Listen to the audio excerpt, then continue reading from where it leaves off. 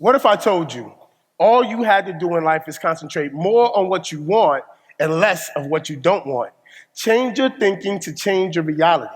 What if every time you thought about the worst case scenario, you'd switch and think about the best possible situation? What if all you knew was torn down in a second? Home had become Rwanda. Your husband and every child you conceive had turned into Hutus and Tutsis, where scream like machetes had cherished moments into tears. Would you run to the bottle, ball up in the corner, or rebuild? What if one day you woke up, groggily dragged yourself to the bathroom, prepared your toothbrush for the teeth cleaning, looked in the mirror and saw God before you? Your 4-year-old daughter's Dora the Explorer, battery-operated toothbrush in mouth, spit and toothpaste slobbering down chin, eyes full of sleepy hair, looking like crazy wild monkey sex hanging from the rafters is God. What would you say to God at that moment? And what would you say back to God when God stops you before you could utter an excuse for being unprepared to meet your maker and says, I am not satisfied with your life. I am not satisfied with your life because you are not satisfied with your life. And I don't create mistakes unless I need a good laugh. You, my friend, are not funny. What if the mirror told you that you are the cause and effect of everything that happens, that you are the sun? Moments, mere little worlds of possibilities you pull into your solar system with the gravity of thought. That when you concentrate on what you don't want, you pull it into orbit with all that you do, and eventually those worlds will collide. What if I told you that every moment spent complaining and wishing things was different is a moment wasted in your life, which is so precious, like looking down a barrel of a gun makes you type out a prayer in your mental computer hoping there's just enough time to press send to God, marked urgent before the bullet explodes, sending all that you know into the space behind you. Why waste this time complaining about things you want to change? Change them or move on. Tomorrow is a small child, wanting to give you everything you ever wanted in life, and all it wants in return is a hug. Embrace it, welcoming every moment. So that poem, I wrote that poem.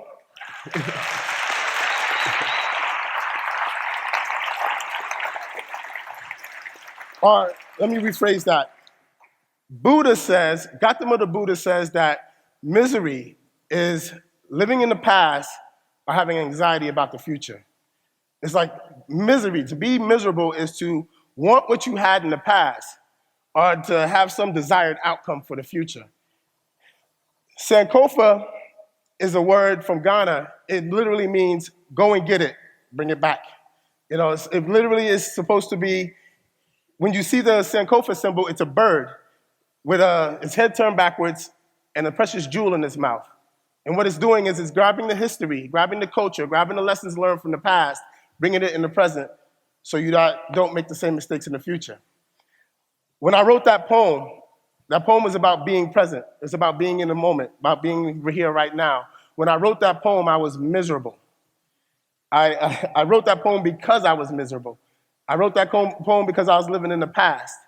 In 2005, I had won this international poetry contest, which put me on a 2-year tour around the country. And I would go away for 10 days and come back for 10 days, and go away for 10 days and come back for 10 days. And I had 2 daughters. I still have 2 daughters. It's not that I had 2 daughters. I still have 2 daughters. But I have 2 daughters. And I realized I was missing my kid's life. And I would come home for 10 days, but I don't know if any of y'all are parents out there, but if you are, if you go away for 10 days and come back for 10 days, you know that when you get home, you need like 2-3 days worth of rest. And I think my daughter was 6. The oldest one, the youngest one was 6. The oldest one was 10 or 9. And you're not getting any rest with 2 girls. Sisters fight. And so what I decided I would do is one day I decided I would just sit on the couch and watch them. And I would write everything that they said. And I would create a poem out of their words so that when I go back on tour, I can take their words with me. And that was the poem. The one, the Dora the Explorer and all of that stuff, that was the poem. And so after like 2 years of touring, I decided I had enough. I had to come home. I had to be home. And I decided that I would end my tour right here in Providence. So I got my daughters. They came to my shows. My daughter's been coming to my shows all their lives. In fact, one of them is in the audience now. And I'm sitting down and I'm performing. Now, I feed off the energy of the crowd.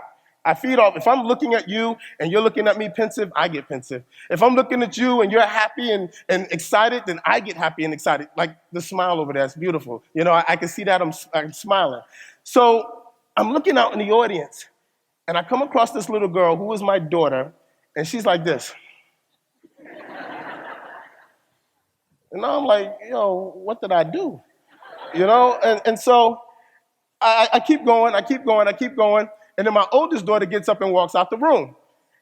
And now I'm like concerned because, I'm losing, if I'm losing the audience of my daughters, then I don't know what's going on in anybody else's mind. And so when the performance was over, I go to my daughter and I say, Asha, everything all right? And she says, Daddy, you owe me money. I was like, well, what do you mean I owe you money? She said, everything you did on that stage was a conversation between me and my sister, and that's plagiarism. You owe me money.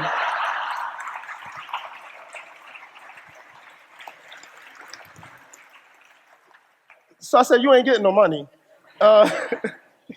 But we came to an agreement, and the agreement was that I would write her a poem.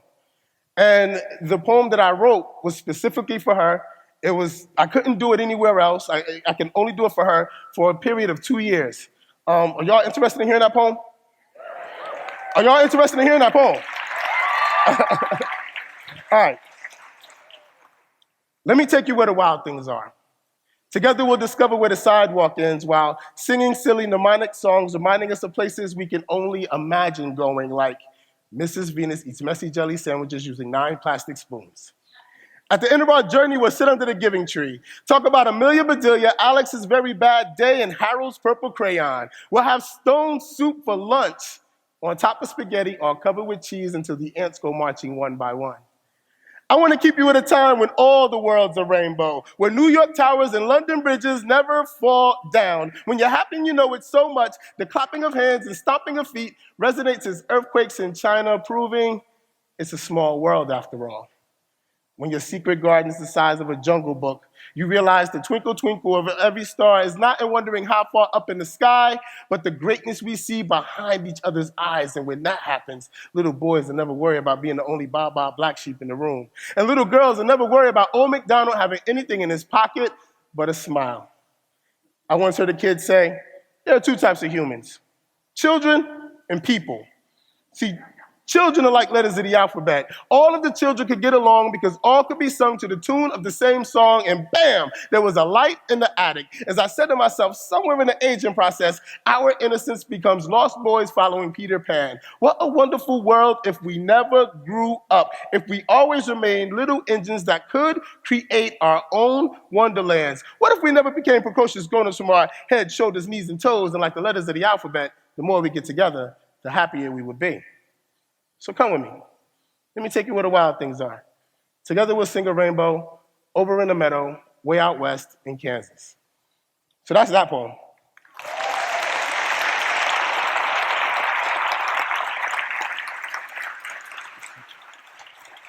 So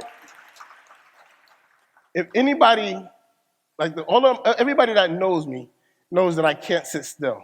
It's not in my nature to sit still.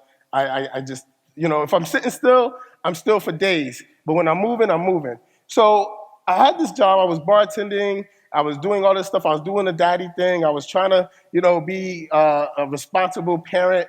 And I was miserable, again. And the reason I was miserable was because I actually like performing. I like the stage. I like being in front of people. I like sharing stories. I like talking to people and getting feedback from people. And being a bartender just wasn't doing it for me. And a friend of mine, just out of the blue, decided that she would take me to go see a psychic. And I'm talking to this psychic, and the psychic is looking at me, and she's like, "You're miserable." And I'm like, "Everyone sees that I'm miserable. You're not telling me anything, you're not telling me anything that I don't know already." And she says, "Well, you're not using your full potential. You're not doing what you're supposed to be doing. If you was doing what you were supposed to be doing, you wouldn't be miserable." So she gave me an assignment. She said, she told me to take out my journal and to go out and stay present in the moment. If I hear something that I like, write it down. If I see something that I like or an image, write it down. Just be in the moment. Write down everything that I could possibly write down that was going on at that moment. If I heard a conversation between two people on the bus, write down something that I found funny. So I went and did this. And then after, about a weekend, I went to the Lizard Lounge Poetry Slam. And I don't know if y'all know this. How many people know about Poetry Slam? All right, there's a few of y'all out there. So the slam is a young man's game. And I was well over 40 at this point. And so I'm in there and I'm looking, trying to figure out where I'm at, what I'm going to do, how I'm going to make this happen. And I get past the first round. Then I go into the second round. I get past the second round. And there was this guy who I was slamming against, who was me and him in the third round. And he was good. Like, he was really good. And he was like 24 and good. And I was nervous because I knew what I had, and I didn't have anything, I didn't think I had anything that could beat him. And so I remember what the psychic said. And I go back to my table and I'm looking through my journal and I'm looking at all of these things and I'm trying to piece together something in my mind real quick. And I did. It's a freestyle. It's like a freestyle hip hop. Anybody knows hip hop? When you freestyle and you just come off the top of your head. I took these lines and freestyled a poem. Are y'all interested in hearing that poem? All right. Before I give you that poem, can we do call and response? All right. I'm from New Jersey originally. New Jersey lives in the shadow of New York and Philly. We got Napoleon complex, We have this saying where we would say, we're going to perform in front of everyone. We're going to perform in front of one person like there are 1,000 people. The thing is, you got to sound like 1,000 people coming back at me. So, are we going to do call and response? Yeah!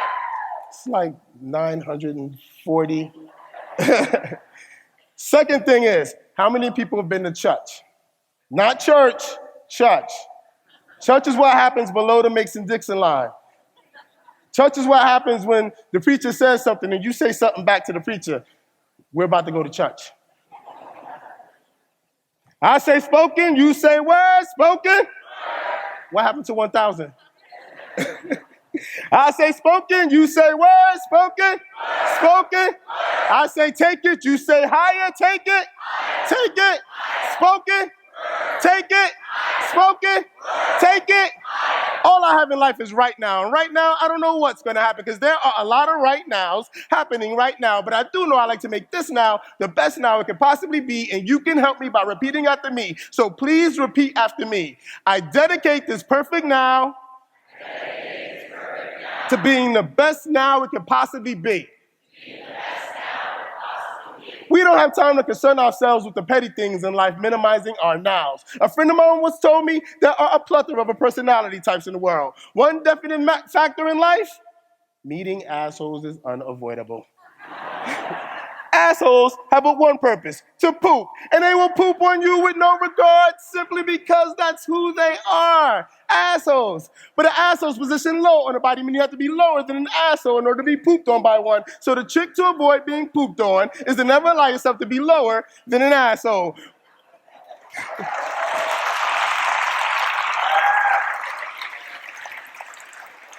Please repeat after me again. I have no time to be pooped on. Because all I have is now. And cleaning up other people's poop is time consuming. Another friend once asked me, when you perform, where do you breathe from? I don't know, I said, from my stomach, from my lungs. Wrong answer, he replied. When you breathe, inhale from the edge of the universe. Start from the limits of all that you know, then breathe deeper. Smell pineapple in Hawaii, gumbo in New Orleans. Find out if starlight is just a God fart, because the Big Bang could have been a bad case of gas. We can't think past our vocabulary, but we can imagine what doesn't exist. Think about it. The automobile and all of its parts at one time were just thoughts. Thoughts are real. The physical is illusion. Stretch your mental limitations. Imagine what you want, believe, and it will be. Like I believe I can fit infinity into now, because you will remember me like I will remember you as being one of the greatest audiences I ever performed in front of, and we will remember this as one of the greatest moments of our lives. So good, we just can't wait to go tell somebody who will tell somebody who will tell somebody who will tell somebody, making us all immortal. Please repeat after me one last time. We are here now. We are here now. Because now is where we are supposed to be. Immortality happens in our hearts, but we live in our minds. Have you ever had an argument with someone who saw the very same occurrence, you saw the very same moment occur, somehow you saw two totally different occurrences? It's all perception. Reality is exactly how you perceive. The problem is we are all entitled to our own perceptions. Life should be paradise. Hell is your life gone wrong. Impossible is just the stuff you haven't done yet. Think of the goldfish. When kept in a small bowl, it can only grow to a size comparable to its environment. But once you set that goldfish free, it will grow 2 and 3 times its size. Grow past all that you know to increase the qualities of your nows. Inhale inspiration. Exhale wonder. Remember, right now is all you have. So constantly ask yourself, how can I make this now the best now it can possibly be?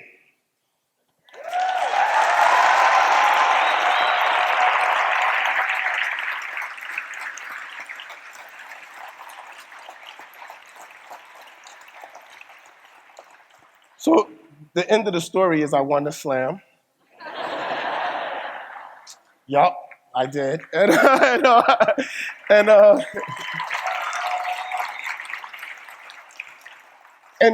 have to give credit to just being present in the moment. Because, you know, if I had been thinking about what poem did I write before, what poem could I possibly do, I would have lost that slam. So one of the ways that I just wanted to say that being present and being in the moment, it's a great thing to do. I would say try it if you can. If not, then, you know, thank you very much.